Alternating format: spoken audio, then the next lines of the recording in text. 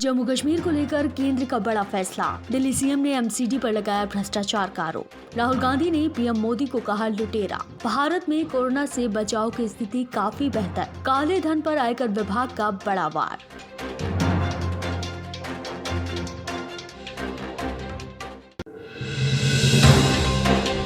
बीते साल जम्मू कश्मीर से अनुच्छेद 370 हटने के बाद अब केंद्र सरकार नया कानून लेकर आई है। अब से गैर जम्मू कश्मीरी भारतीय भी जम्मू कश्मीर में जमीन खरीद सकेंगे, लेकिन इसी के साथ इसमें कंडीशंस भी जोड़े गए हैं। जमीन केवल उन्हीं लोगों को बेची जाएगी जो जम्मू कश्मीर में उद्योग लगाने के लिए जमीन को खरीदेंगे। आज से ये नए नियम लागू कर दिए गए हैं।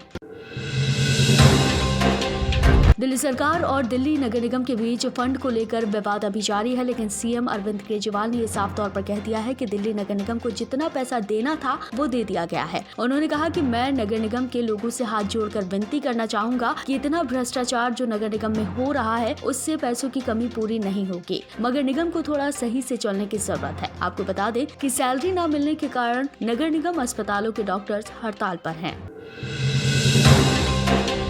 आत्मनिर्भर भारत को लेकर कांग्रेस नेता राहुल गांधी ने एक बार फिर से पीएम मोदी पर निशाना साधा। राहुल गांधी ने पेट्रोल और डीजल के बढ़ते दामों की बात करते हुए कहा कि प्रधानमंत्री जी जनता को लूटना छोड़िए, अपने मित्रों को पैसा देना बंद कीजिए, आत्मनिर्भर बनिए। राहुल गांधी ने कहा कि पीएम मोदी के अडानी और अंबानी के लिए रास्ते साफ कर रहे हैं, जिसके लिए वो गरीबों, किसानों और मजदूरों को नीचे दबा रहे हैं।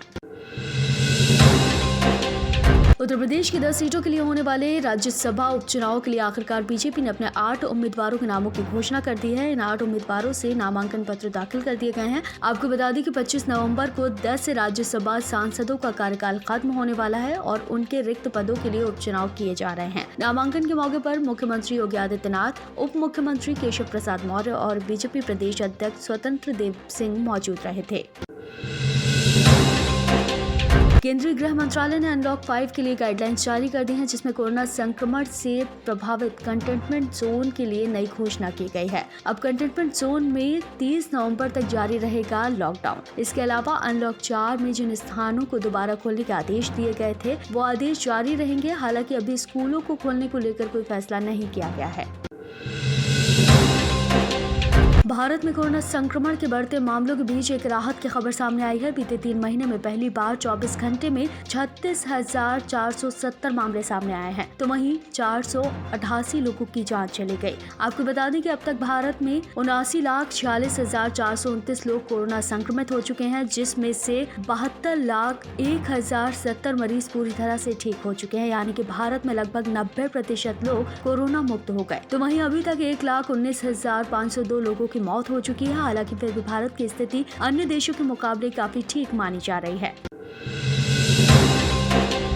फर्जी निदेशकों के नाम पर बनी कंपनियों के जरिए काले धन को सफेद धन करने वाले करीब 42 ठिकानों पर आयकर विभाग ने छापेमारी की। आयकर विभाग को दिल्ली, हरियाणा, पंजाब, उत्तराखंड और गोवा के ठिकानों की जानकारी मिली थी। छापेमारी के दौरान आयकर विभाग को 500 करोड़ रुपए अघोषित संपत्ति का पता चला, साथ ही करोड़ों की संपत्ति भी बरामद हुई है। विभाग ने इन कंपनियों के 17 लॉकर्स भी सीज कर दिए हैं। जल्द ही इन लॉकर्स को खोलने का काम भी शुरू होगा।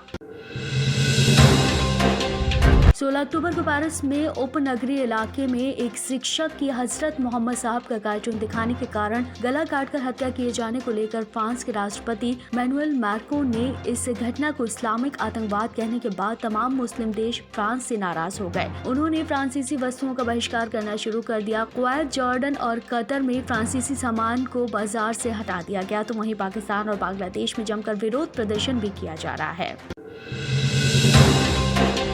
पूरी दुनिया में फैल रहे कोरोना वायरस से निपटने के लिए दुनिया भर के देश वैक्सीन बनाने की कोशिश में लगे हुए हैं। इसी कड़ी में लंदन के एक बड़े अस्पताल ने कहा कि अगले महीने वैक्सीन के लिए तैयार रहें। 2 नवंबर के बाद इसकी पहली खेप आएगी। आपको बता दें कि इस वैक्सीन का परीक्षण ऑक्सफोर्ड यूनिवर्सिटी और एस्ट्राजेनेका कंपनी मिलकर कर रहे हैं। अब तक वैक्सीन की जाँच में ये कोरोना से लड़ने में पूरी तरह से सफल नजर आया है। हालांकि परीक्षण अभी जारी है।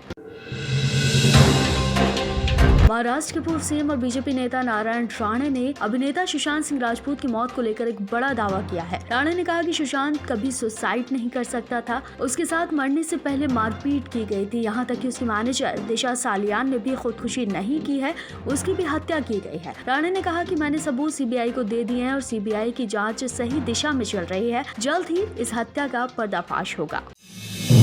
आप देख रहे हैं नेट्रिक न्यूज, साहस सच कहने का।